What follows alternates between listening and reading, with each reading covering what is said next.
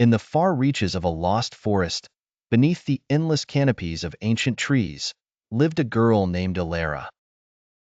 Alone in her isolated cabin, she had grown accustomed to the shadows that slithered across her walls at night, the whispers of the wind caressing her ears like ghosts of the past. She had heard the rumors, of course, tales of giants who roamed the woods, colossal beings of mythological proportions, ones whose footsteps made the earth groan and trees shiver. But Elara dismissed them as mere folklore, stories conjured by the lonely minds of villagers far from civilization. One mist-choked evening, while gathering firewood, Elara felt the unmistakable tremor beneath her feet, as if a monstrous creature had stirred from slumber. Her heart stuttered, and she turned her gaze towards the horizon. There, cresting the ridge, were figures much too large, shadows in the twilight. The tales were real. Panic surged through her veins as she bolted back to her cabin, slamming the door behind her. The tremors grew, each reverberation a countdown to doom. Trapped in her home, she listened to the rhythmic pounding, closer and closer. The giants were hunting, their deep voices rumbling through the trees like distant thunder. She peered through a crack in the wooden wall, and her breath hitched. A giant, draped in ragged furs, its face half concealed by a tangle of wild hair, was bending down.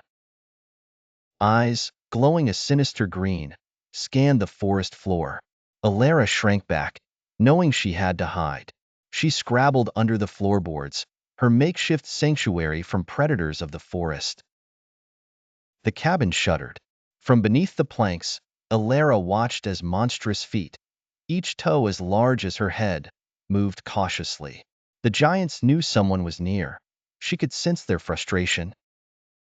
Hours passed in suffocating silence, broken only by the eerie sentences exchanged above her. The giants eventually retreated, and Elara dared to hope she was safe. She crept back up, every sense on high alert. Days turned to weeks, and every night, the giants returned. Their persistence was relentless, their hunger palpable.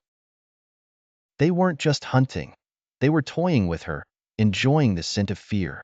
The walls of her cabin seemed to close in, suffocating her.